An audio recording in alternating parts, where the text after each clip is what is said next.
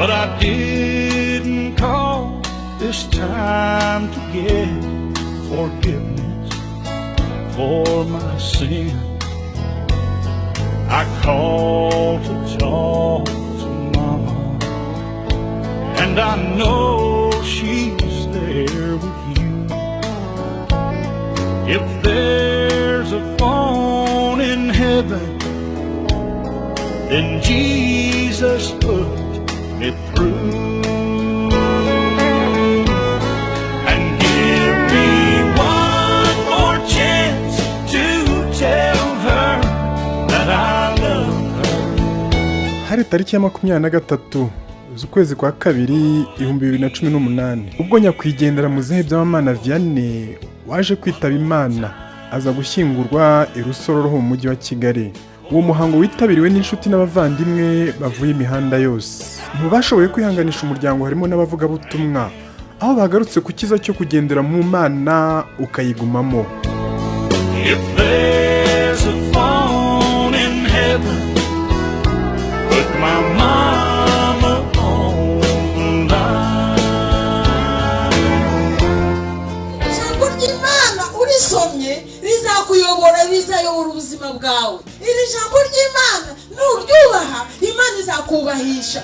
Nyuma y'ubuzima burya hari ubundi buzima kandi bw'iteka ryose. Ubwo buzima rero bw'iteka ryose ubwinjira waragize ubusabane n'Imana hano kuri iyi si. Shakisha ukuntu watuza umutima wawe gukunda buri muntu wese, ndetse nugerageza kukugirira nabi ukabyirengagiza ukamugirira neza. Turiya dupapuro mwaduhaye n'imirimo yagiye akora ifasha ubuzima bwe, ishobora gufasha urugo rwe. Mu bihe bye umukozi w'Imana cyangwa se umubyeyi yagize ibyo akora. Abantu baratashye mu Rwanda atahanye nabe, ibyo Imana imushoboje, ibye bizwi n'Imana kandi Imana yashimye ko bigenda gutyo. Ibyo yenda atashoboye kugeraho kubera n'imyaka n'iki, wowe bigereho. Ibyo atashoboye wowe bigereho. Nk'umugabo hangana n'imibereho, hangana ikirutaho, hanga amasima. Ngo ishami uyimenyera mu giti cyayo, n'imbuto z'ishami uzibonera zituma umenya igiti. Imbuto na branches nizo zigerageza kugaragaza ikiri imbere y'igiti. Ko tuzi ko Imana mu ijuru niyo data, ariko hari n'ahandi bavuga ngo Yesu ni eternal father. Ni ukuvuga ngo as long as you are connected to the vine, you keep on bearing fruits, and leaves can go, they can wither, but new ones will come. God bless you. Nagira ngo mbashimire rero mwebwe mwese mwaje kuturemesha, mwatabaye umuryango wa Vianney, mwatabaye Aloyizi nguyu wari wikoreye umusaraba nka Simoni. Imana ibadukomereze. Wowe wahanze ibintu byose biriho ku isi, ni wowe waremye umuntu umushyira ku isi.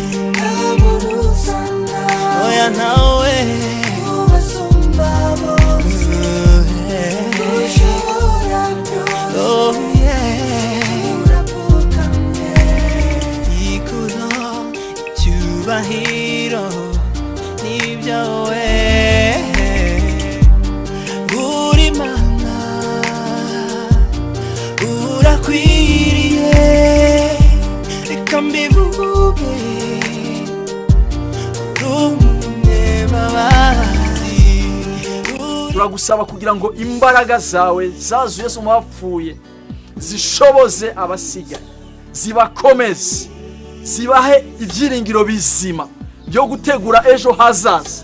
Ububake mu mitima, ubake ibitekerezo byabo kugira ngo nabo nibava muri nosi bazayivemo bafite ibyo basize bizavugwa n'abasigaye.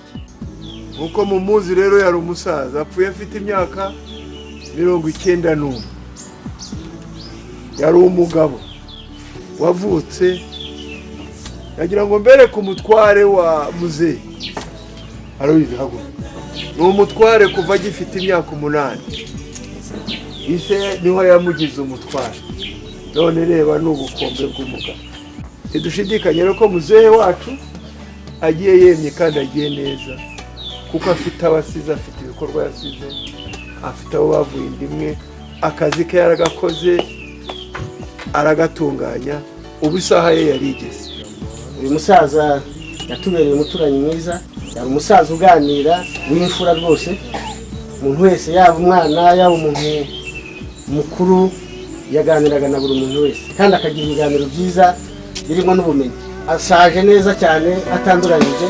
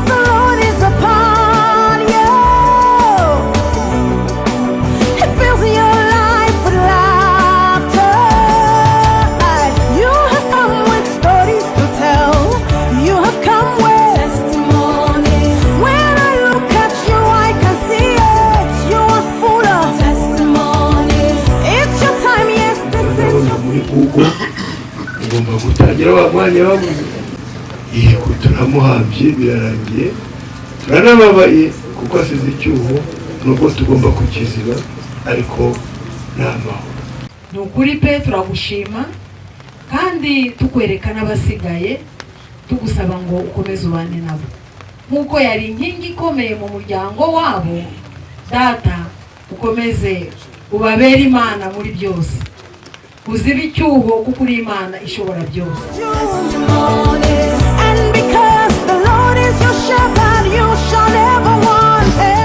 Na maombi sio ya peke yake, ila yanaambatana na kuwaita baadhi ya watoto, njoo tuombe, njoo ni kuombe. Sasa mtu wa namna hiyo ameendelea hivyo mpaka siku ameondoka. Kwa hiyo sisi hatuna haja kuendelea kuhuzunika tukidunia, lakini nina imani siku moja tutakutana naye mbinguni. Ikintu mbashimwe nuko mufite gufatanya. Zaburi 133 bavuga ngo ni vema watu wanapokaa pamoja kwa umoja ni kama mbegu zishukao mbevuni mwa Haruni. Mvutse muri 22 yamvuka muri 34. Rero yari hamwe n'abakuru banjye nena bani kurumva bigaga jewe naratangira sinamuvugaho byinshi cyane kuko ibyabaye mu gihugu byaradutandukanyije n'ubundi dusanzwe turi inshuti ngo cyakora kinshimishije uko nshoboye kumuherekeza mu ijambo ryo gushima mpera ku Mana nk'uko n'abandi bose bagiye bahera ku Mana. Ni igikorwa gikomeye cyo gushimira Imana mbere na mbere kugira ngo niba hari n'uwagize uruhare mu kumusezera neza babazi ko nabyo yabishobojwe n'Imana. Mwari kumpera amanota nimuyambera abangaba, aba nibo babikoze. Nagira ngo mbashimire cyane kuko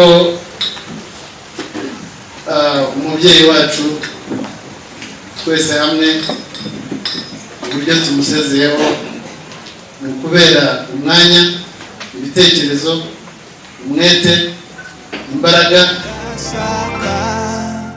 Kuwo wifuza mwami, shimisha umutima wawe wera, zamuye ubugingo bwanjye bwose, wakire wumvirize ukore. Tariki ya 2 z'ukwa kabiri umwaka wa 2019 nyakwigendera mukecuru Roza Musengesho warwaye imyaka 13 nawe yaje kwitaba Imana, aza gushyingurwa tariki ya 8 z'uko kwezi kwa kabiri i Rusororo. Uhora wuzuye ubuntu biraneza, tega ibiganza ngufumbatishe amashimwe. Mbere yo kujya gushyingura nyirizina, abavandimwe n'inshuti bagejweho ijambo ry'Imana ribagaruramo ibyiringiro no gukomera. Bamwe mu muryango bagaragaje uburyo ababyeyi babo bari bubakiye kuri Kristo ndetse n'ubuzima bukomeye baciyemo butababujije kurera abana babo. Urupfu ni rubi, rusiga ibikomere, rusiga agahinda, rusiga icyobo. Keretse Imana yenje ikicara igafiringa yagapo, nta wundi muntu wakuzuza aho ngaho. Imana ishimwe cyane.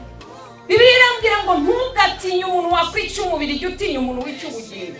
Uyu munsi gupfa, urupfu rwa mbere, diferanse, itandukaniro riri hagati y'urupfu rwa mbere n'urwa kabiri, nuko urwa mbere nta choice ufite, urarucamo byanze bikunze kuko ni ijambo ryavuye mu kanwa k'Imana. Wabyita umuvumo, wabyita isezerano, one day iri sezerano rizagusohoraho. Bibiliya iravuga ngo kuko Imana yakunze abari mu isi cyane, byatumye itanga umwana wayo w'ikinege kugira ngo abamwizera bose batarimbuka ahubwo bahabwa ubugingo buhoraho. Pastor yavuze ko ngo udakunda undi ule upendo wa Mungu ukazidi kujaa ndani. Haleluya. Jaza ule upendo wa Mungu. Mpenda jirani yako, penda ndugu. Haleluya. Hata yule ambaye humfahamu mpende. Haleluya. Lile pendo la ndani la Mungu ndani likimiminika ndani yako litafanya jambo jipya ndani yako na katika maisha yako. Iminsi yo genda kumera kimwe kuko mama yapfuye kwa 6, papa we yapfuye kwa 5. Basa naho rero bapanze iminsi wenda umezi arabananira. Nyuma aho mariye gukura nza kumenya impamvu yabyo, inkomoko zabo zasaga n'izisa neza, zasaga n'izishimye, zasaga n'izibona ibihe byiza. Hanyuma ibyo bihe biracika, bihinduka ikibazo gikomeye kuri bo, batangira kugenda mu bundi buzima batateganyije. Nabonye abanyarwanda bahunga imisozi yose ku isi atari uko haba intambara nyinshi, kandi nabonye igihugu kigira intambara nyinshi kitagira impunzi. Nabyo wabyibazaho kubera hari impamvu z'inyigisho z'Imana muri ubwo buzima. Icyo yewe nabonaga nuko Imana ishobora kuba imukeneye kurusha uko twarwanaga no kumukenera ngo tugumane nawe. Ariko ndanashimira Imana ku myaka 13 nabanye nawe mu buryo budasanzwe, hiyongereyeho niyo Abedi yanyibukije. Nibura ibyo bihe nabikoresheje ku bintu bifite akamaro. Wenda iyo nza guhugira mu mashuri, mama yari kwitaba Imana muri ibyo bihe kubera kudatabara kwanjye. So hari ukuntu rimwe na rimwe twiganyira mu bibazo, ariko hari umugambi mwiza ko kwibukiranya ko ibyo turimo bishobora kuba atari byo bifite agaciro uringanije n'ibyo dukwiriye kuba turangamiye. dupfa ubusa hano ku isi dushakisha ibintu. Yavugaga ati iyo hasigaye imitungo tuwenda ibyari ikiriyo twari kuba turimo dukora conciliation, niba ari conciliation cyangwa ibindi nk'ibyo. Imana ibirinde abari bo bose bicaye hamwe. Umubyeyi nkuriya umurwaza umunsi ku wundi, ntabwo yewe nta nubwo mbyemerewe, ntabwo nari kubishobora, nta n'undi w'umugabo wabishobora. Aba babanye nawe buri segonda nagiye mvuga kurinda avuye kuri uyu mugabane w'isi. Mana uha umugisha umubiri wabo, uha umugisha ubugingo bwabo, uha umugisha umwuka wabo, imirimo y'amaboko yabo iha umugisha, ababakomokaho bahabwa umugisha, ntibazagira icyo bakuburana. Nibapfukama Mwami uzabumve, nibaguhamagara uzabitabe. Mu izina rya Yesu turavuze ngo Mwami w'abami, kubwo kubaha no gufasha umubyeyi nabo bahabwe uyu mugisha. Basabiye umugisha uruta iyindi no kuzabona mu maso hawe, ariko bakiri hano ku isi ubaduhembere uko tudafite icyo tubahemba. Aya magambo tubatuyeho abasohoreho mu izina rya Data n'Umwana n'Umwuka Wera. Amen. Muri ibi byose ubwo tubishyira mu buryo bwa rusange, ariko habaho abantu n'inshingano cyangwa roles, uruhare. Iyo nza kuba ntafite umudamu wuzuye urukundo, wuzuye ubumuntu, uzi agaciro, wuzuye indangagaciro, ntabwo nari gushobora kubana na mama akora ibyo nagombaga gukora.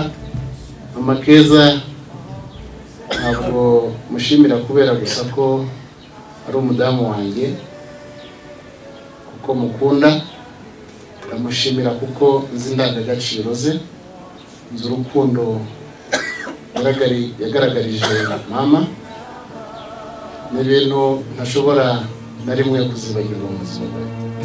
Nakomeje kureba ahanzengurutse uko abantu babaho mu by'ubuzima bwo mu isi, bamwe batakukeneye. Kristo Yesu wuzuze vide isizwe n'uyu mubyeyi, vide ga niwe wenyine wabishobora. Mwami w'abantu buri umwe wese ureba mu izina rya Yesu. Bararira ni kukiturira kandi uwaturemye akitwitayeho,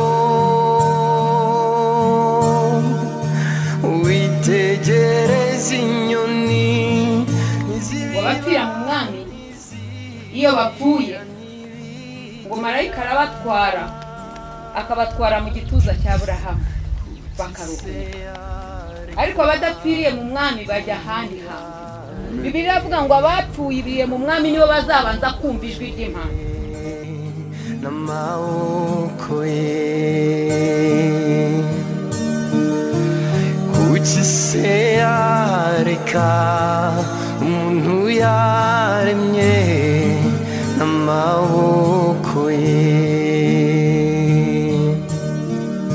Iyo turi mu bibazo byo mu buzima, Satani aradufata maze wagaragaje ukunesha kwawe, Mwami wacu uraturinda ntitwapfa. Mwami wacu ukwiye icyubahiro n'ishimwe, ugira neza, n'ibyo ukora byose ni byiza. Utugiriye neza Mana ko wabanye natwe. Ushimwe ku muntu wese witanze Mwami w'abami akaza kubana natwe akadushyigikira turamusabira umugisha. Korero bakundwa muri biriho nimuze twige kunyurwa n'ibyo dufite. Kubanza na muzekama umubyeyi wacu ukuru yabanye n'ababyeyi bacu. Avuye mu Rwanda ndi umusore kumeza Tanzania ndaba ku buryo aho najyaga hose abanyarwanda bari nasangaga abanyeshuri banjye nkasanga ababyeyi bagenzi. Kuba rero nyiriho mfite imyaka irenze 80 numva navuga mu mwanya w'abasaza mu gihe cyacu cya 59 bitewe na n'uduce twavuyemo twatutsemo mu Rwanda.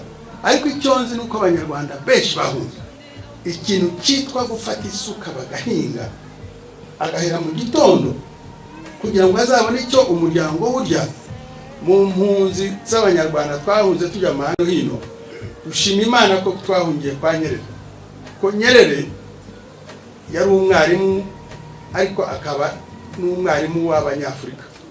Tugeze hano abashoboye gutaha Imana yacyuye dukuze abana bacu bamwe niho nashimiraga baba akibagirwa iriya situation kuko areba Kigali hari imodoka hari amazu meza abana bajya mu ishuri bagiye mu mamodoka bakagira ariko mwebwe mwatumari uko mwafashije ababyeyi banyu mumaze kuba abakuru mu bwenge murabegera ntimwabahunze mubona bagize intege nke murabiyegereza n'umuntu wese akavuga ngo njye umwana wanjye ntashobora gukora imirimo ngo nanjye ngo nakoze kera ngo ntabwo yakora.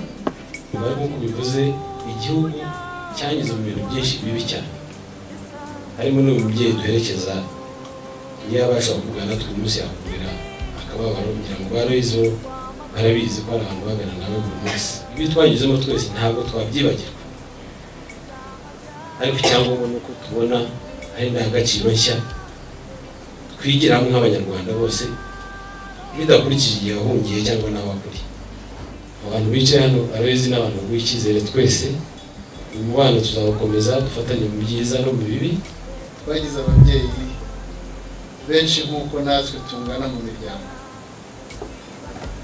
Bishop George Kalisa umwe mu babyeyi bakomeye batumye mbundi we ndetse n'abo tuvukana cyane cyane mpereye kuri mushiki wanjye Donatien atadusanga mu rusengero gusa ahubwo dusanga no mu rugo natwe tukabana nabo mu ngo zabo.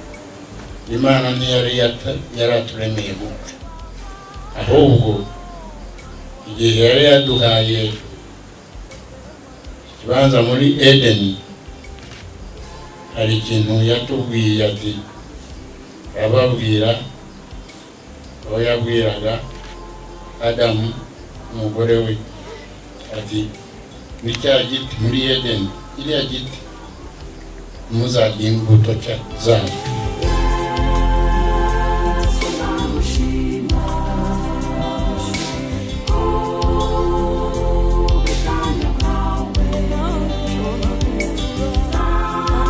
Gusoza ikiriyo byabaye ku cyumweru tariki ya 10 z'ukwa kabiri umwaka wa 2019 aho abitabiriye umuhango bumvisha ubutumwa bwiza bw'ijambo ry'Imana. Bamwe mu muryango bongeye kugira icyo bavuga bashimira byimazeyo abashoboye kuza kwifatanya nabo kandi mu bihe bitandukanye uhereye kera na kare. Uko yahoraga asenga, uko yahoraga yumva ijambo ry'Imana, uko yahoraga yumva indirimbo ry'Imana, amushuha hari ibyo Imana yari yaramubwiye. Ibitarasohore ibyo atakoze nimukomere kandi muri abagabo kugira ngo muzabikore. Kugira ngo mubigereho mugomba kugendera mu ijambo ry'Imana, mukumvira ijambo ry'Imana kuko ku murongo wa 4 havuze ngo Imana yarabwiye ngo abana bawe ibitwara neza ngo bakitwararika mu nzira zabo ngo ntabwo uzaba uri kuzungura ku ntebe yawe mu kubaha Imana izabaha ubwenge burabusanganywe izabaha ubutunzi mutanabisabye izabaha icyubahiro kugira ngo amasezerano ya mama amasengesho asohorere mu rutare ibindi byose ku ruhande menye uko ubigenza iyo usengera umuntu iyo usengera umuntu urukundo ruraza ikindi nshima nuko muherekeje mama wawe tubonye abana bagenda ababyeyi bakaberekeza n'icyubahiro turashima Imana ko abavandimwe n'inshuti twakabaye kugira ngo twifatanye namwe Imana ikomeze bakomeze abuzukuru muzakomeze mubabwire amateka ya mama kuko umurage wo kumenya Imana nta kindi cyasimbura uwo murage uzabakomeze umwana banyu nabo uzabakomokaho mama ntazaba ari mu ijuru azishima kubateza imbere Imana ibabwire neza muri uru rugo rero harimo amazina biguriko harimo Shadraka Abeda Abednego Mesha umugore wanjye arahari n'abana umurikirano w'ubupfura nawe n'umugabo abubatse afite umugore n'abana urumva ko bakuru bacu baratuzamuye kubera ya masengesho y'ababyeyi bacu mu by'ukuri ndumva nta bindi byinshi umunyabwenge nushyira icyaha kureye akubaha Imana agakunda Imana agasenga Imana akiragiza Imana mu buzima bwe bwose agashyira Imana imbere Papa Keza sinamufata nka mama wanjye ni papa ko Papa Keza yankoreye ibintu data atigeze ankorera rero sinamufata nka mama wanjye ni data mu gihe gito twabanaga mvuye ku ishuri mama ari mu rugo mu byo twaganiraga kenshi koko nk'uko babivuga yavugaga akenshi asomaga Bibiliya agakunda abantu hari ikintu kimwe nibukira y'abantu babaga baje no kudusura kwa kuntu bawicaye utarakira umuntu yarakubwira ati kudahaguruka ngo wakire umuntu atarayicara mbese ukabona ko afite urukundo afite ikintu cyamubagamo ngira ngo akumva we yahaguruka agenda abyikorere ariko akubwira ati akira umuntu rero wenda kuko Sikovi ataraha wenda nawe yari kuvuga byinshi ariko Sikovi ko yabanye na mama mba nta kibazo kigeze kibamo kuko ni nawe bana banjye kenshi mama yaravuje bishoboka kugera no ku munota wa nyuma barakoze kuko ni umubyeyi ibyo nari mpamya kuko narabibona barakoze ariko namwe nimurebe muraza gusanga kuva kuri wa munota wa nyuma kugera kuri uyu munota wa nyuma hari abantu biyemeje kubana natwe hano uretse amasaha yo kuryama gusa ibindi byose ishyire mu mwanya wanjye mubwire icyo wavuga kuri abo bantu ntabwo ari imyiturano ntacyo ngewe numva nshoboye kubakorera ntacyo nigeze mbakorera n'abo turi bimwe wahagurwa akikubita mu gatuza muhera icyo hamwe nta nubwo ari twebwe twabashishikarije ntabwo twabishobora hari icyatumye muza icyatumye mukorera ari nacyo mukeneye kugira ngo mubeho mugire umugisha itegeko rikomeye kurusha ayandi yose by'ubuzima n'ibiri ukunda mugenzi wawe nk'uko wikunda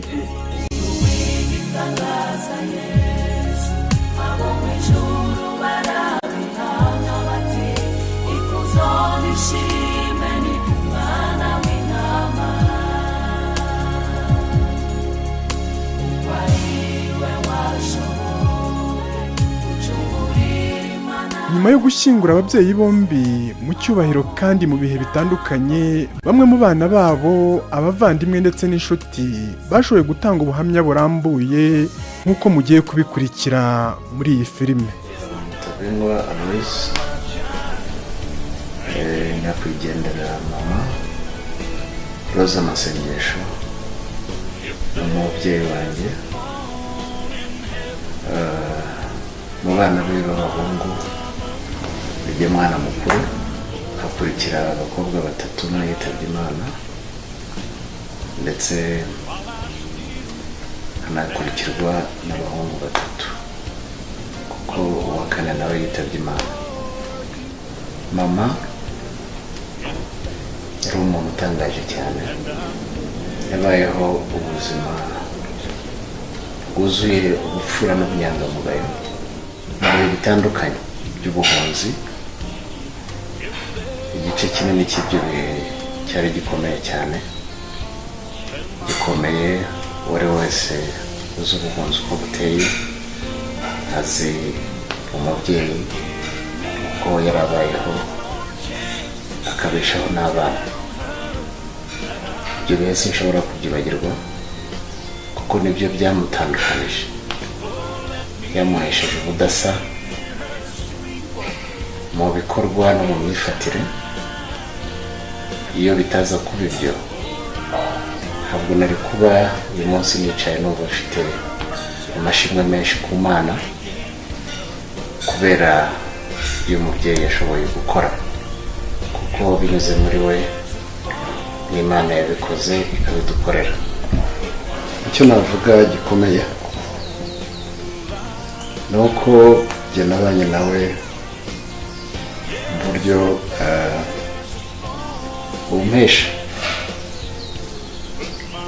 gukomera, kwiga ubuzima buteye, ndetse ndashimira Imana ko yamufashije kunganisha no mu mashuri asanzwe. Kunganisha mu kwiga kubaho no kubana, kwiga uko isi iteye, kumenya ibikomeye n'uburyo bwo kubitambukamo, ndetse no kutirara mu byoroshye, kutarangarira mu byiza kuko nabyo bigira igihe cyabyo, ahubwo bituma menya kwitegurira ibingorane cyangwa ibigoranye mu gihe hari ibihe byo gutuza no kunezerwa, guharanira kubaho kandi kutiganyira, umwete, umurava n'urukundo, by'umwihariko gufata inshingano ku muryango. Noneho yananyerekereye kumenya abantu ndetse n'ubupfura. Tumaze imyaka igera muri 13 kuva mu mwaka wa 2006 kugera ku wa gatandatu w'iki cyumweru gishize. Uyu mubyeyi ubuzima bwaramuhungabaniye, yabanje kugira ibibazo tutamenye. Twari tumuzi nk'umuntu ukomeye, nta n'uwashobora gutekereza ko ashobora ubuzima bwe bwashobora guhungabana. Nari ndino muri konje uvuye mu butumwa bwo mu mahanga, niho nakoreraga. Igihe ndino menya ko uyu mubyeyi yagize ikibazo, ndanashimira Imana ko nabyo byabaye ndino, kuko byanshoboje kwihutira kugira icyo nkora. Nifashishije abaganga, twamujyanye mu bitaro bya Faisal. Igihe cyose cyakonje gihinduka cyo kuvuza uyu mubyeyi, tumarana ukwezi kurenga. Yari yagize ikibazo yitwa stroke cyangwa guparariza bitewe na diyabete. Iyo ndwara rero yarayibanye, ndetse dukora ibishoboka tujyana nawe mu mahanga aho twabaga muri Arusha, tubana nawe imyaka igera muri 3 kugira ngo turebe ko yakongera kwijajara agakomera. Twari tumukeneye, turamukunda, nta na kimwe tutari gushobora gukora kugira ngo abeho. Twaramurwaje, nyuma y'iyo myaka 3 yifuza gutaha kugaruka ino, turabimwemerera. Abaganga ndabashimira cyane. Ibitaro byose byo muri iki gihugu, cyane byo muri uyu mujyi wa Kigali no mu nkengero, nta na hamwe atarwarijwe kandi akitabwaho cyane. Nk'uko nabivuze, twabanje muri Faisal 2006, aho tugarukiye twamujyanye Kanombe bamwitaho cyane, tuza gusanga ko bisaba igihe kirekire cyo kumuvura. Badusaba ko twamujyana mu bitaro by'i Masaka kuko ariho hari umwanya umuntu ashobora kumara igihe kirekire. I Masaka yahamaze igihe kigera mu mwaka, kugera mu 2012 nibwo yaje gukomereka avuye ku gitanda ababara ahantu mu mutwe, ubwonko busa n'ubuhungabanye arahwera.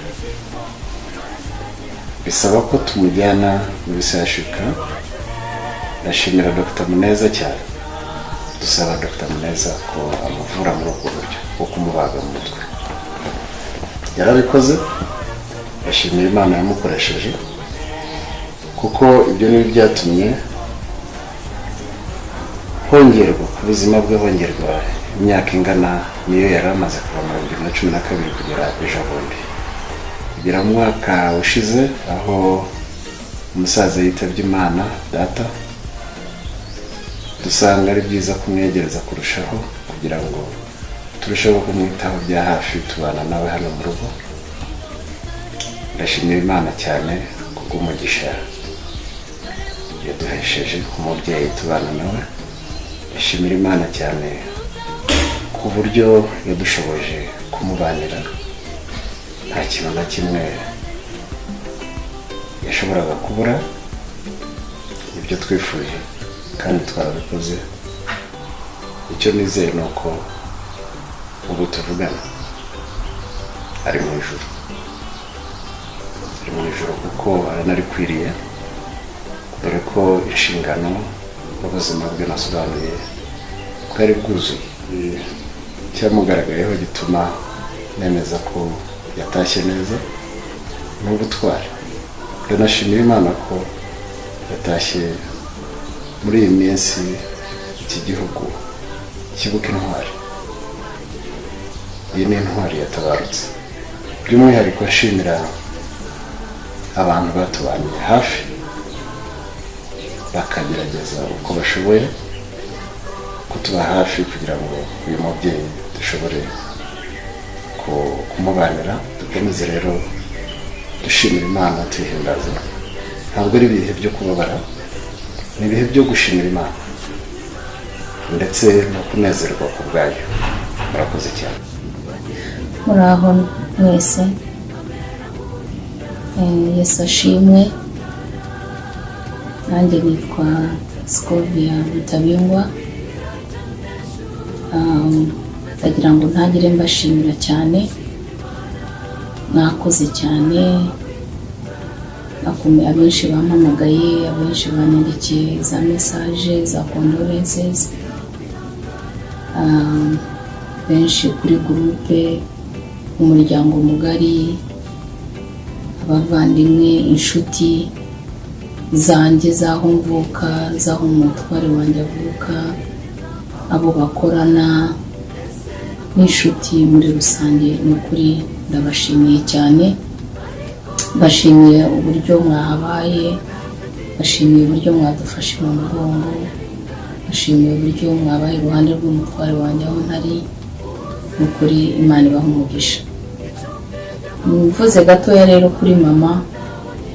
Mama ni umubyeyi twabanye cyane, twarabanye muri Kigali, twarabanye mu mahanga.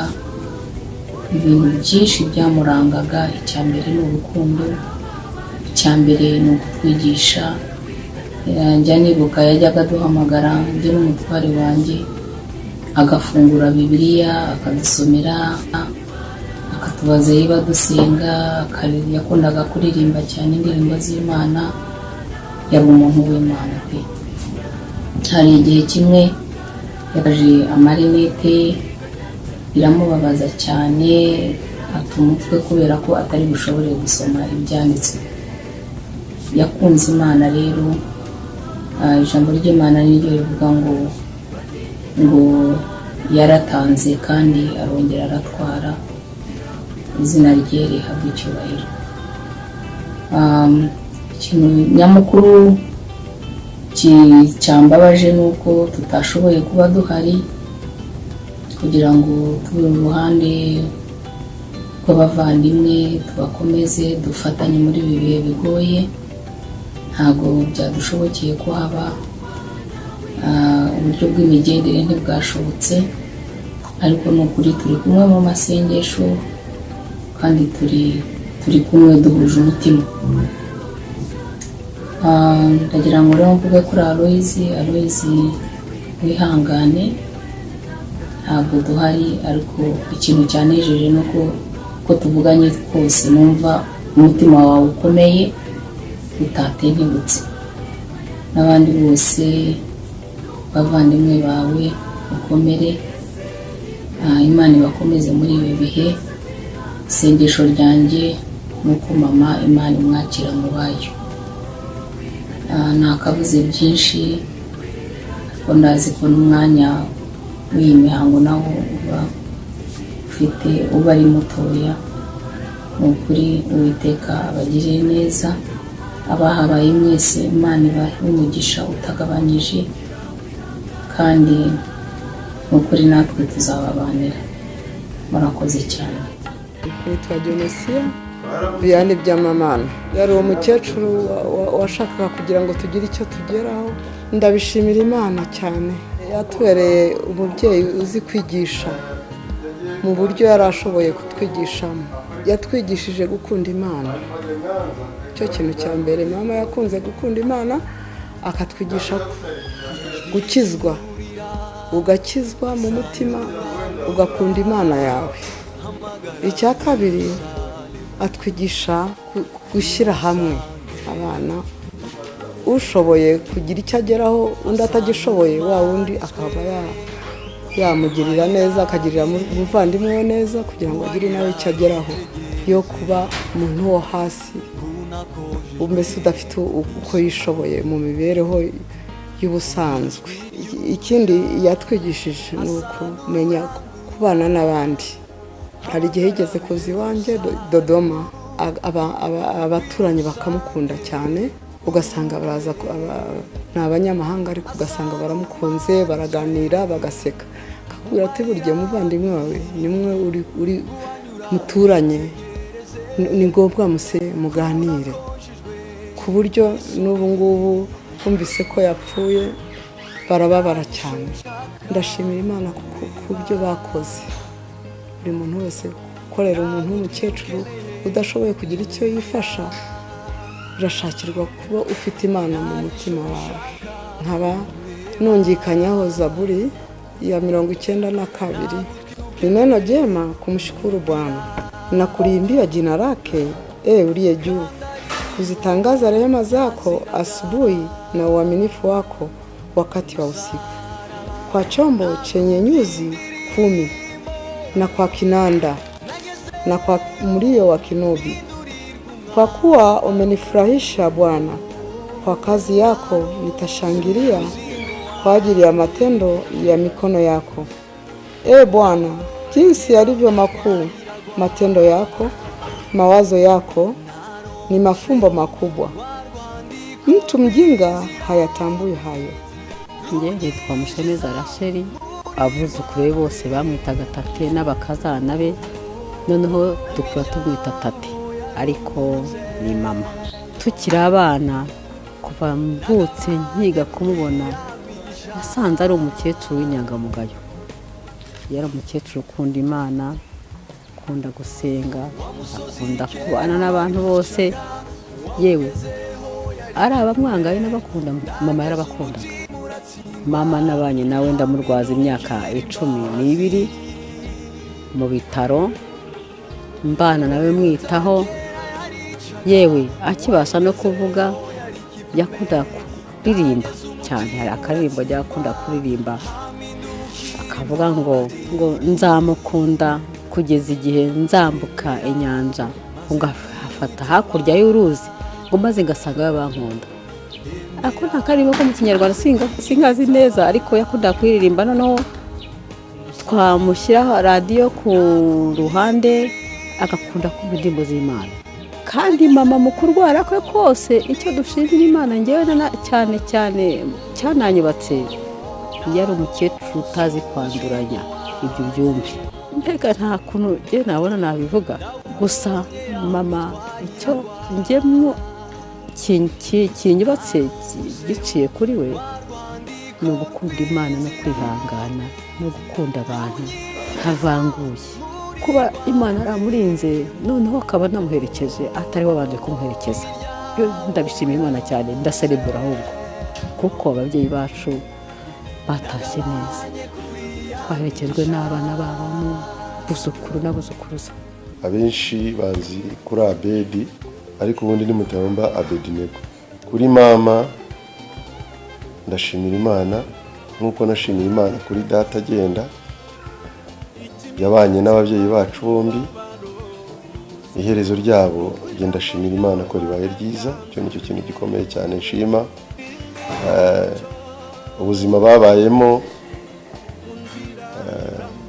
ugereranyije n'ubuzima basorejeho, kuri jyewe ndashimira Imana. Mama ni umubyeyi nk'abandi wahunze mu bihe nk'ibyo byo bahungagamo. Twabayeho mu buzima twasanze kuko nta yindi nzira twagombaga gutoranya. Kuri mama yararwanye, arwanya intambara itoroheje yo kuturera. Ku giti cyanjye iyo mwibutse numva namushyira mu rutonde rw'intwari. Yadukoreye byinshi nk'abana, akorera benshi n'abo atabyaye mu nda ye. Imana izabimuhembere. Ku bo tuva indi imwe nabo ndashimira Imana, kandi ndashima ko buri umwe wese yagerageje uko ashoboye. Mama yararwaye, arwaye igihe kirekire, hari ibyo yari arindiriye kurangiza, kandi mu mbaraga z'Imana genda ndabibona. Nshima rero ko abo tuva indi imwe, inshuti, imiryango bagerageje uko bashoboye kose kugira ngo mama atabacika, ariko byaranze aragenda. Njya nibuka uburyo yifuzaga kubona abana be biga, uburyo yakoreshaga igihe cye cyinshi cyo gushaka inzira yatuma abana babaho. Nyuma yaho ugasanga afite ikintu cyitwa gushaka kubona umwana wese agira ubuzima buhinduka. Ibyo yaragerageje biranashoboka. Nabayeho ntekereza kubaho namwishyura ibyo yankoreye, ibyanshobokeye, ariko ntekereza ko Imana yo ubwayo ihemba kurusha uko abantu bahemba. Ariko ni igihe nagize cyo gushaka kwishyura imirimo ya mama, bimbamo arinze agenda, nta na kimwe ntekereza ko namwishyuye bingana n'imbaraga yakoresheje. Ariko nzi neza ko ihemba iri mu ijuru. Abo mu Rwanda nagerageje kubashaka shingiye ku magambo ya mama yajyaga avuga n'ibyifuzo yahoranaga, yifuza kubona abo bindi imwe yasize mu Rwanda. Bamwe abitwa ba Nyirakamondo, abana babo narababonye, ba Nyirarume, abitwa Bagashugi, umusaza, nyina wabo Tira. Uko yabyifuzaga kose ni nako nagendaga ntekereza ko ndamutse mbabonye nawe ubwe byamushimisha, kandi Imana yarabimfashije kandi ndabibona, ndanababona. Ibyo nabyo ndabishimira Imana, kandi ndasaba Imana ko ima gukomeza kubikora kugira ngo wenda hari nawe niba bishoboka azabibone yishimye. Nitwa Kabuyana Zaramba Shadrack. Amateka ya nyakwigendera ni mama mbyara, umubyeyi wanjye. Nubwo yitabye Imana, nta mwana yabyaye twavuga ngo yabaye ikigwari. Umuco wadutoje niwo twagiye, kuko twagiye tuwukurikiza kugeza aho tugeze ubu ngubu. Bamwe turi abagabo, abandi ni abagore, turubatse. Tukaba rero nta mama utubyara ntacyo atakoze. ntacyo atakoze kugira ngo tugeze aho tugeze ahangaha.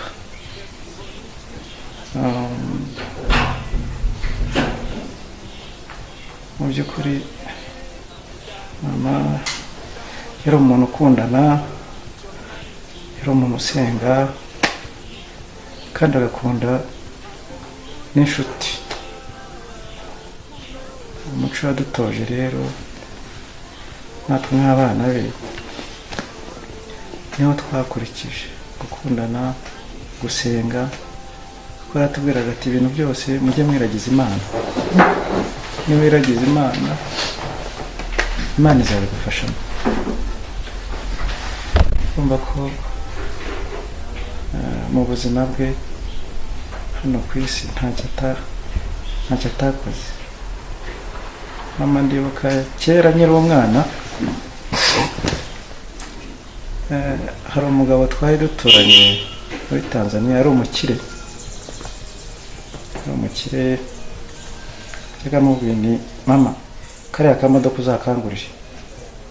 Akambwira ati nzakakugura ariko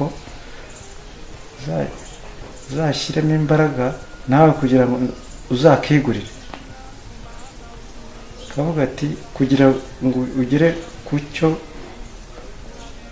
wiyemeza ugomba kugira intego. Za ntego yatubwiraga, akavuga ati nzakakugurira nk'umubyeyi, ariko nawe uzashyiremo imbaraga. Ako kamodoka umbwira kariya unyereka nawe uzakigurira.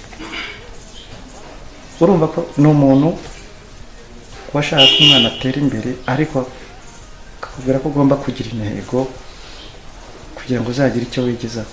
Nkabashimira Imana rero ko mu by'ukuri nta mwana we wabaye ikigwari. Ni make ndumva ari ibyo, kandi Imana imwakire. Nitwa Niyonsaba Clementine,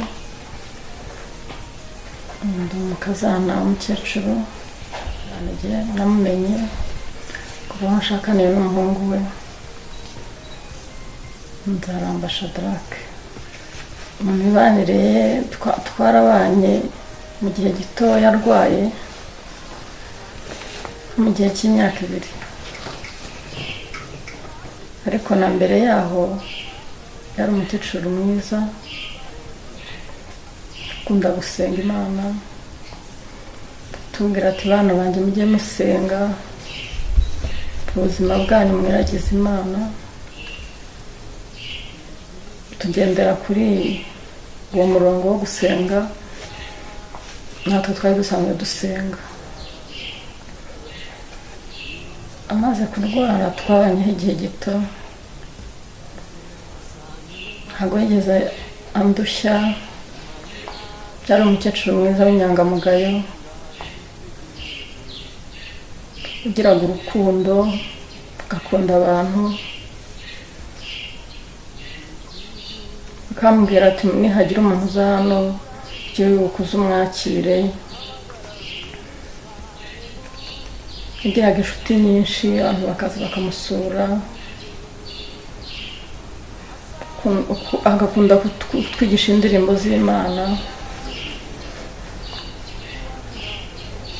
indirimbo zo mu gitabo zo gushimisha. Ajyaga atwigisha tukaziririmba turi kumwe nawe.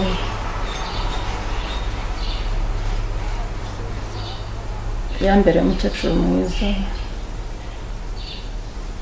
Iminsi twabanye yose mu rugo turi kumwe arwaye, ndumva yambereye umubyeyi mwiza. Nitwa Mukiza Edwin, ariko mu rugo bakunda kunyita Omega kubera ko ndi bucura, nijye muherereze mu rugo. Amateka muziho ni wa muntu, navuga ko ni umuntu wari umuhanga cyane, ni umuntu wari uzi ubutunzi icyo ari cyo, ahubwo yarwanye no kugira ngo abana be bashobore kujya ku ishuri biga.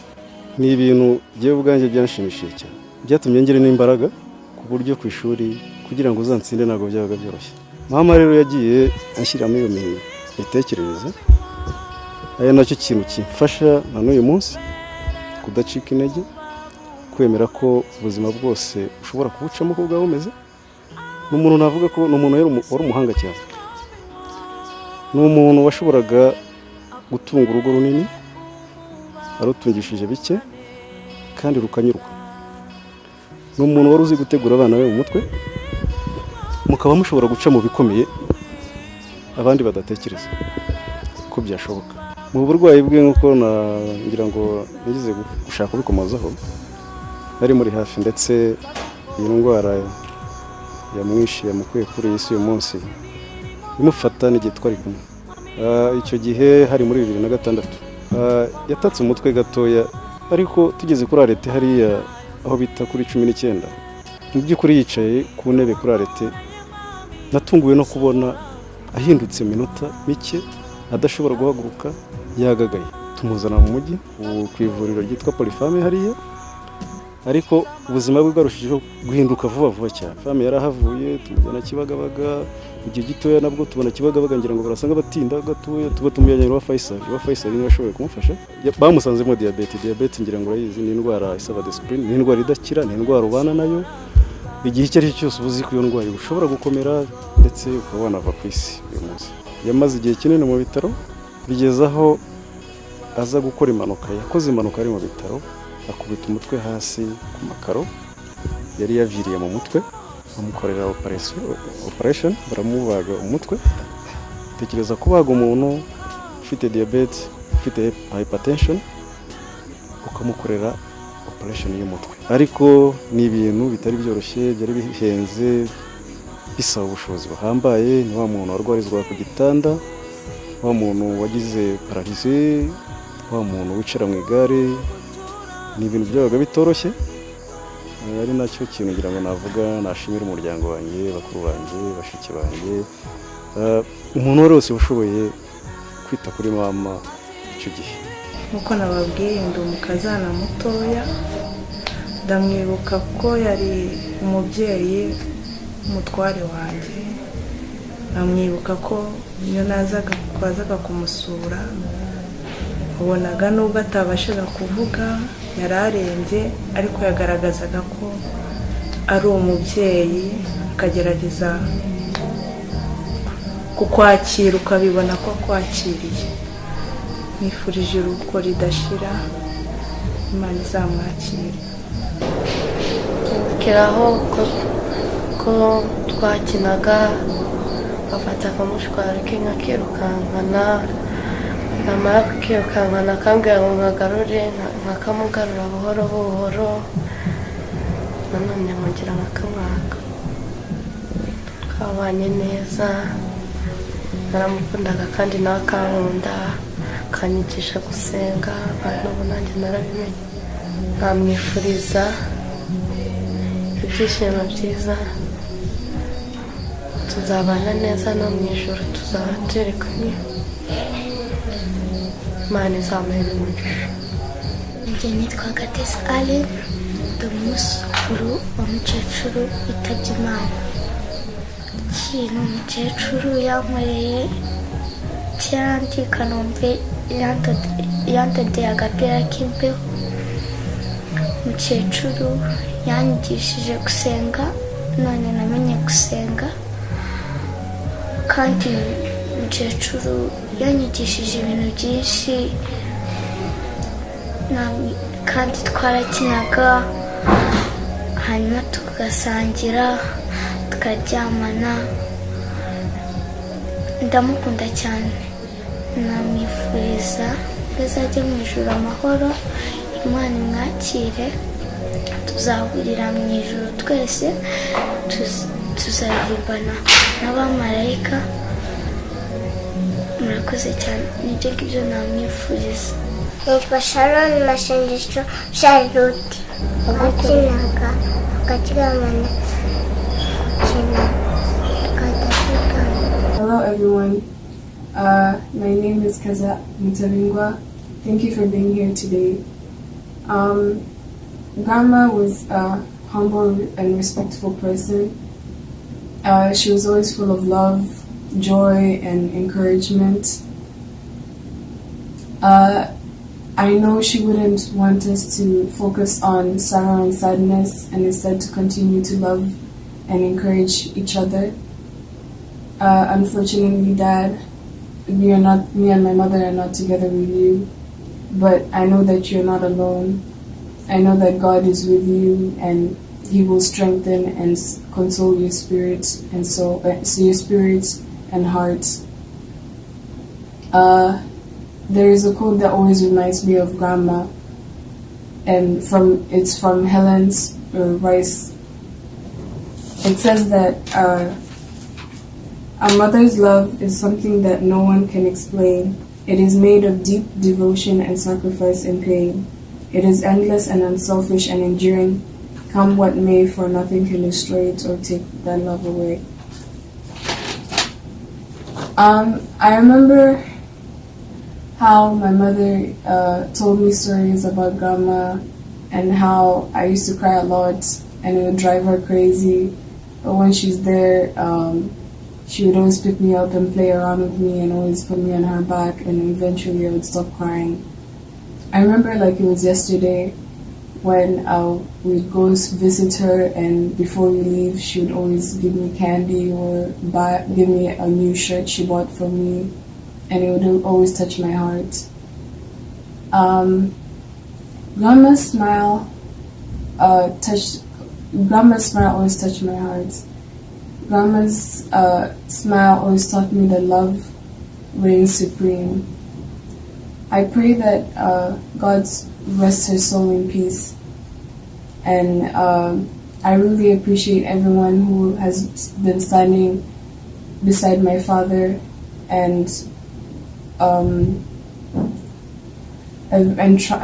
through the trying times. Friends, family, aunts, uncles who have been there for him. I really appreciate you all, and I pray that God blesses you abundantly and you receive uncommon grace. Thank you so much, and God bless you. Nitwa Kayitare Joshua, nkaba ndi umwuzukuru w'amasengesho twakundaga kwita bibi. Ikintu namwibukiraho niyo mbonye umuntu urimo urasenga, kubera ko yakundaga gusenga cyane, binyibutsa bibi. Yangaga umuntu w'umunebwe, atararwara buri wese yishimiraga kumwegera. Nkiri umwana njyewe nakundaga kurwara cyane. Ikintu nibukiraho bibi cyane ni uko yajyaga aza ndwaye akansengera, akambwira ati Kayitare uzakira, bizagenda gute. Ikindi kintu kijya kimbabaza ni uko norohewe nasanze bibi atabimenye, nawe yari yararwaye. Yakundaga abana be, yaradukundaga n'abuzukuru be, ntiyajyaga amara iminsi ngaho atamenya amakuru yawe. Bibi bakimbwira ko yitabye Imana narababaye, kuko njyewe twese twagiye dukura, tukiri abana nibwo yafashwe, twari tuzi ko azakira. Yakundaga kudusomera umurongo muri Bible, nicyo ntibagirwaho.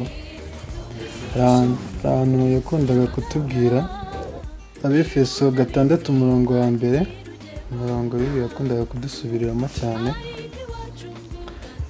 Aravuga ngo bana mujye mwumvira ababyeyi banyu mu mwami wacu, kuko ari byo bibakwiriye. Ubahe so na nyoko, iryo ni ryo tegeko rya mbere ririmo isezerano, kugira ngo ubone amahoro uramire mu isi. Ikintu cya mbere yantoje nakubakiraho n'ubu ngubu, cya mbere ni ugusenga. Icya kabiri, yangaga umuntu nk'uko nabikubwiye wicara w'umunebwe. Mimi naitwa Naimani John. Huyu bibi yangu mzaa mama yangu. Nimefahamu nikiwa mkubwa mwaka 2008.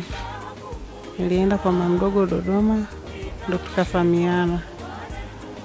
Kwa kweli bibi huyu nilipomfahamu nijisikia vizuri, maana nilikuwa sijamfahamu tangu nilipokuwa mdogo. Alinichangamkia, alikuwa ni mtu wa kutabasamu, alikuwa anatoa ushauri mzuri hasa wa kumcha Mungu. Alikuwa ni mtu mwema sana. Nasikitika kumpoteza bibi yangu ambaye nilikuwa namuona kama mama yangu. Ni bibi yangu mzaa mama. Kwa upande wangu nitamkumbuka bibi yangu kwa mambo mengi sana, lakini kubwa nitamkumbuka kwa jinsi ambavyo alikuwa akimpenda Mungu, lakini pia nitamkumbuka kwa jinsi ambavyo alikuwa akipenda kutusi kusoma sana, ili baadaye tuje tusaidie wazazi wetu. Bibi yangu alikuwa ni mtu mcheshi sana, alikuwa anapenda kusali, alikuwa anapenda kuimba nyimbo za tenzi, lakini pia tulikuwa tumezoea kumtania. Nakumbuka kuna wakati alikuja Dodoma, tulikuwa tunajaribu kumfundisha Kiswahili. Kuna neno moja sitolisahau, tulikuwa tunapenda kumwambia bibi shwari, akawa anasema shwari zako wewe. Lakini pia alikuwa ni bibi mvumilivu sana, alikuwa anaamini katika Mungu sana kuliko vitu vingine. Mimi ni sehemu ya familia hii ya Mama Rose Masengesho pamoja na mzee Joshua Vian, kwani nimeoa katika familia hii. Kwanza niwape pole sana wanafamilia kwa tatizo hili kubwa lilotokea la kuondokewa na mama yetu mpendwa. Mama Rose Masengesho ambaye ni mama mkwe wangu, nilimfahamu miaka mingi iliyopita. Ni mama ambaye ni mcha Mungu, alimpenda Yesu na aliendelea kumpenda Yesu kwa imani nilivyokuwa namuona hadi umauti ulipomfika. Mama huyu wakati fulani alinitembelea Dodoma na nilikaa naye pamoja na familia yangu kule Dodoma, Tanzania kwa takriban miezi 7 mpaka alipokuja kuchukuliwa na mwanae aitwaye Abednego kumpeleka kwa mwanae mwingine. Wakati huo alikuwa anaishi Arusha, ndugu Mutabingwa Alois. Wakati nakaa na mama huyu, alimpenda sana Yesu, maana kila wakati alikuwa akiamka anaanza kumshukuru Mungu kwa kuomba sala na dua zingine. Katika maisha yangu yote nilipomfahamu mama huyu, sikuwahi kumuona akikasirika, bali aliendelea kufundisha, kuelekeza wajukuu zake na watu wengine habari za Yesu.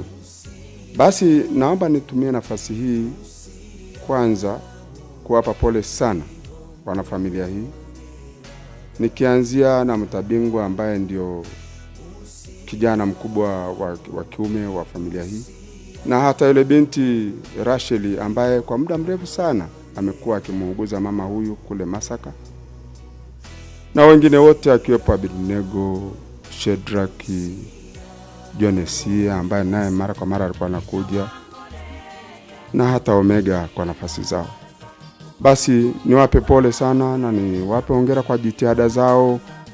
Hata alipokuwa hapa amehamia kwa mwanae Mutabingwa, wale waliokuwa wakimhudumia akiwepo Rozi, Mungu tu atie nguvu, Mungu awape maisha marefu kwa jinsi walivyojitahidi kumhudumia. Sambamba na hao, nashukuru hata wale madaktari kwa namna moja ama nyingine waliojitokeza kutafuta namna ya kumuendeleza mama huyu, au kwa maana nyingine kuendelea kuwa na uhai huu. Lakini kama nilivyotangulia kusema, kazi ya Mungu haina makosa. Nitwa Mukasekuru Marie Rose, umukecuru n'umuvandimwe wanjye, ariko yari nk'umubyeyi wanjye. Umukecuru icyo muziho ni umukecuru, yari umukecuru mwiza, umukecuru uhorana ibyishimo, umukecuru wihangana, umukecuru ufite umuco, kandi umukecuru w'umurava. Nkababazwa nuko yarwaye akananirwa kuvuga, nari kuzajya mubaza ukuntu yajyaga aheka papa wanjye, nkamubaza ukuntu yajyaga murushya se cyangwa yamuremereraga, ariko ibyo byose ntaragishoboye kubimbwira kubera ko yafashwe n'uburwayi ahita arekera kuvuga. Ariko nubwo yarekeye kuvuga, nabanaga nawe nkabona turumvikana, kuko hari icyo namubwiraga akikireza cya yaba atagishaka, agaceceka, amenya ko atagishaka.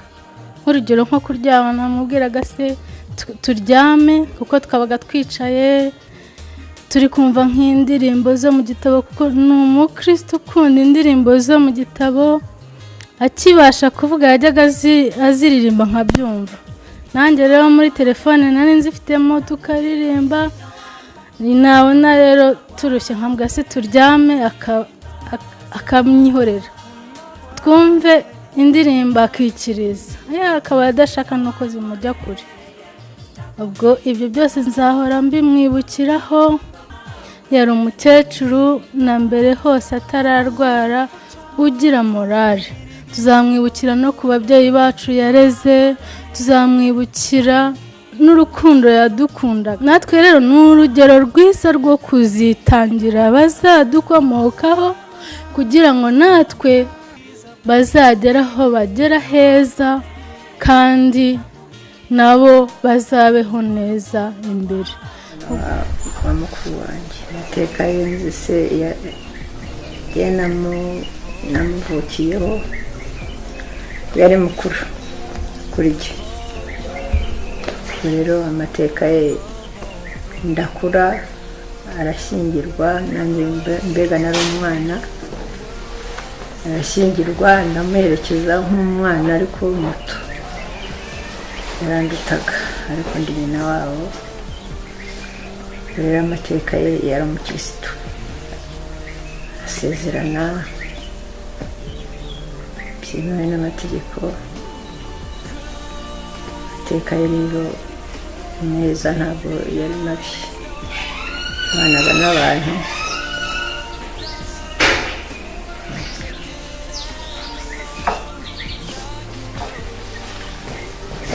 mu buzima bwe nk'iki waba umwibukiraho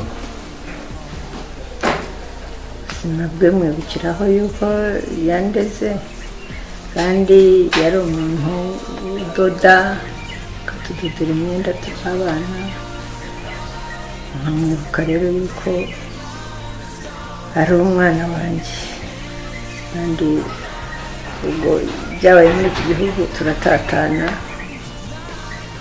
bajya Tanzania natwe tujya Burundi ariko habaye baturereje tukajya dusurana twongera rero turatahuka tuza muri iki gihugu twongera turabonana niwe muntu wa mbere watwawe n'imodoka ajya gushyingirwa akaba rero yarandodeye ikanzu ndi umwana nubwo nari nyina ariko yarandutaga rero amateka ye yari umukirisitu yaradodaga yabanaga n'abantu nyakwigendera yavukiye ku Mugina muri Gitarama ubwo numva hari kera by'iki gihe uko bahita simbizi yavukanye rero n'abana babiri b'abahungu barapfa niwe wari wa gatatu ariko niwe wari mukuru Kakangwa Beatrice nyakwigendera turavukana na mukuru wanjye mama umbyara ni nyina wabo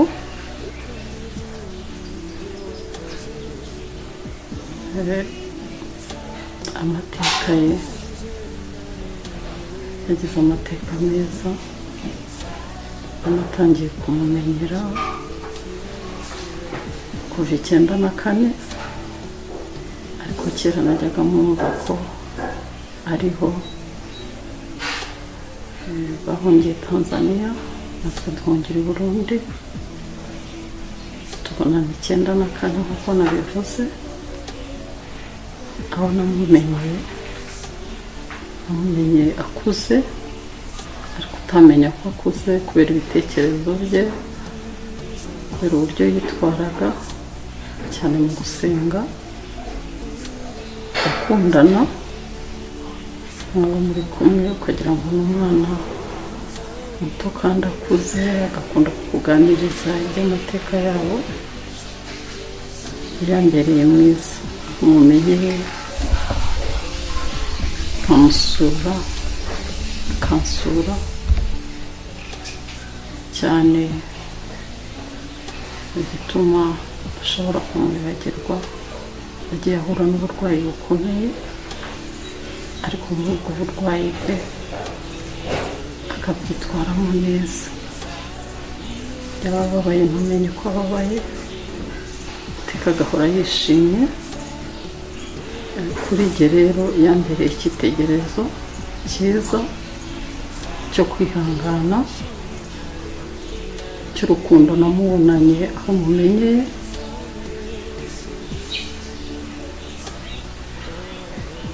ubugwaneza bwe, kuba intwari muri byose, namwigiyeho byinshi kandi tuzahora tumwibuka. Tubereye mwiza mu bihe byose ibihe twamenyanye, kandi dufite byinshi tumwibukiraho, tuzahora tumwibukiraho. Dusigiye abana, dusigiye abuzukuru,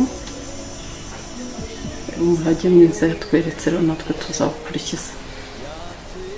Abavandimwe 1984 twari tubanye neza, amateka nayo yamurangaga, n'abandi yabanaga nabo neza. Urumva twabanaga neza n'abana bacu bakabana neza, siko mari bakabana neza, nta kibi tujya tugirana, nta kibi na kizinya, tukagira rwose tukanakundana cyane. Ikiba kitubayemo ari kibi akantabara, nanjye ikibi kimubayeho nkamutabara, mbese tukabana cyane cyane. Ariko utavuga noneho ngo ni umuntu wapfuye, burya n'uwagiraga ingeso mbi bamuha amateka meza, kavuga bati naka yakoraga ibi, yakoze biriya, kandi atabikoze. Ariko rero ntawe uvugira kumva ibintu bibi by'umuntu yakoze. Urumva twabanye neza, yewe n'ubu ngubu bajyaga bambwira uko ameze, ko amaze iminsi hariya hashika, bose mbana nagiye kumureba ariko bikananira, nkumva birambabaje. Kundi kose abana bacu bo babanaga no kuturusha, siko mari ukuntu twakundanaga ntabwo bishoboka kubikubwira, kereka wabyiboneye. Aya mateka yacu kandi n'abaturanyi bandi nta kibazo twagiranaga, nawe nta kibazo yagiraga n'abandi, baraturanaga nabi. Ikibonetse umuntu agahura ubundi, cyabaye kibi, icyiza n'ibyo nta kundi nabivuga. Icyo namwubakiraho ntabyibagirwa, mubwiye se ikindi giki, icyo mwibukiraho ni icyo. Urumva narababaye, bambwiye ko yarwaye nabi, ndababara, ukuntu namusura sambona ariko kubishobora, ariko ni amateka ye nayo nakubwira nta yandi. Nitwa Gahamanyi Isidore,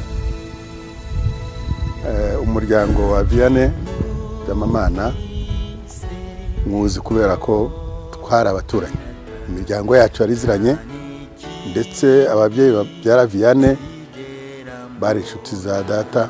Vianney nza kumenya neza nari mfite imyaka 10 muri 1948.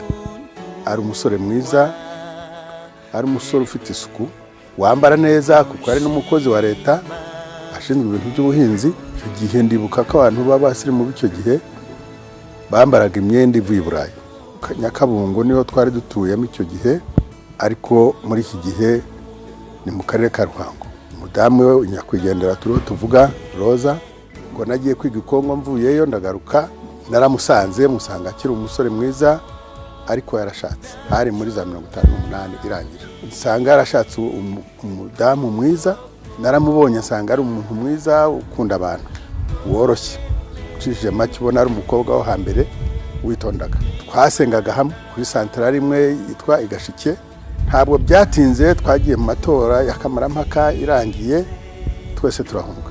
Nawe rero twarahunze, duhunga tujya Tanzania twese, tuza guhurirayo bakomeje kwirwanaho nk'abandi bose birwanaho bwari ubuzima budashimishije ariko kandi nibwo bwari ubwa benshi yanagahaguruka akagenda akajya guhahira abana umugore agasigara akarwana ku bana Roza rwose icyo kintu nakimwongeraho nkakivuga ni isomo ashobora guha twebwe twese akariha n'abana yari umugore witaye ku rugo rwe umugabo yagenda ibyo guhaha ntawayimenya akagenda aronse ataronse akagumiyo akazaza ariko hari icyo agezeho nta mwana wigeze yambara ubusa nta mwana wigeze arara ubusa wageraga mu rugo rwa Roza arimo n'umugabo we ugasanga barishimye ugasanga Roza n'umuntu ucyakira abantu biki afite akaguha ni ukuri yabaye umubyeyi witaye ku bana cyane umubyeyi ukunda gukora yarakoraga agakora cyane n'amagambo makeya ibyo yashamadukagamo byari ugukorera urugo rwe no kwita ku bana Mutabingwa ni intangarugero mu bana barumuna be nabo baramwigana nta utize nta udafite akazi bose bafite akazi n'abana bibashibona bafite umuco w'ababyeyi babo impanuro nabaha ni nk'izo n'ababyeyi babo bagiye babaha bazamenya Imana kandi babane muri iki gihe tuvuga babanye n'ababo ariko icyo nabivugiraga wenda nuko umuntu agenda neza no muri kaburimbo ariko agira cyo ukabona arasitara uko gusitara rero kuramutse kubaye nzi neza yuko bitazarenga umuryango w'inzu yawe jewe nitwa Christine Gahamanyi umukecuru rero twari tuziranye twamenyanye mu mwaka w'1986 ubwo nari nje muri Kayisho nje kuhakora naje kumenyana n'umukobwa we witwa Jonesia tuba inshuti umukecuru yari umuntu mwiza yari umuntu mu rugo rwe ukorera urugo rwe umugabo yarakunze kujya gushakisha amafaranga undi agasigara mu rugo ariko ukabona rubereye ukabona urugo ntacyo rubuze akaba ari umuntu wagiraga isuku akaba ari umuntu wakundaga abantu akaba ari umuntu wakiraga baje bamusanga rwose igihe naramukundaga yari umukecuru ufite isuku kandi mwiza no ku mubiri we kandi ukabona n'abaturanyi bumvikana ukabona ari umuntu mwiza abana be n'abana beza guhera kuri Jonesia nyine uwo mukobwa we mukuru nkubwira twari inshuti kugeza no kuri Aloyizi nawe n'umwana mwiza n'umwana wubaha umukwe wacu mwiza tubanira n'umwana neza abana n'abaramube neza aribo bana banjye hari n'uwo yahagarariye bumva iyo umuntu ajya guhitamo umuntu ngo abe best man nuko bamubonamo indangagaciro nziza n'umwana rero uri hafi yacu mu byiza turi kumwe mu bikomeye turi kumwe Aloyizi ni imfura rwose ngira ngo nta muntu wamuvuga nabi Obedi twarakoranye muri Orenforu ndi umunyamakuru nawe ari umushoferi wacu akaba ari umuntu udutwara mu modoka akagira urwenya tukagenda tuganira tugasabana hari na Shedrack na Omega nabo n'abana beza rwose n'abana baba twubashye bazi ko turi inshuti turi abavandimwe b'ababyeyi babo aho duhuriye turaganira n'abana bagira urugwiro n'abana ubona ko batwaye umuco wa nyina cyane nitwa Mukabadege Magdalena ariko bakunze kunyitirira izina ryitwa Mama Queen nkaba ndi umuganga nakoze henshi no bitaro Ro Faisal umukecuru ni umuvandimwe n'abavandimwe twabanye iyo muhanga wo twabaga akaba yari umukecuru mwiza ukunda umuryango we ukundana ku buryo urukundo ruva mu buvandimwe kandi mu buzima bwe yagiraga amagara mazima nta kibazo uretse atangiye kugera mu zabukuru yarwaye diabete ariko diabete kubera kumwitaho cyane umuhungu we witwa Aloyizi nabimushimira nabyo kugera 2012 mama yarenyereye aragwa amaze kugwa yarakomeretse cyane mu mutwe arabagwa mu mutwe ariko avuye muri uko kubagwa ubuzima ntibwasubiye busanzwe jewe ku giti cyanjye naramuvuraga iyo bagiraga ikibazo cya sante cyangwa iki nigiye babwiraga nkababwira icyo kumukorera ndashimiye ekipe yose yari muri ho umukecuru yarafashwe neza pe buri muntu wese wamusuye wagiraga gute yabihamye ndetse Aloyizi yigeze kujya no muri Amerika yamuzaniye inyongeramirire mu rurimi rw'ikizungu babyita supplement nazo twaramuhaga kubungabunga ubuzima bwe umukecuru hari ubwo isukari yazamukaga bakambwira nkababwira umuti bamuha bakamuha ubuzima bukomeza neza umunsi nyirizina umukecuru atahuka barantelefoniye, hari kuwa gatandatu itariki 2 barantelefona mu gitondo. Aloyize arantelefona ati mama wanjye ati ndabona ntameze nk'uko bisanzwe, ati arabira ibyuya cyane yacitse intege. Ubwo menya ko ari isukari yabaye nkeya, ndababwira nimpima isukari. Bapima isukari basanga iri nkeya, ndababwira nimukoroga isukari bimaze munywesha. Baramunywesha, ndababwira nyuma y'iminota 10 mupima. Nyuma y'iminota 10 barapima, nanone basanga isukari yakomeje kuba nkeya cyane. Ubu tuhageze tuhita tumujyana kwa muganga ku bitaro byitiriwe Umwami Faisal. Tugeze yari atameze neza mu by'ukuri, bamujyana muri urgence arahaguma ndetse bahita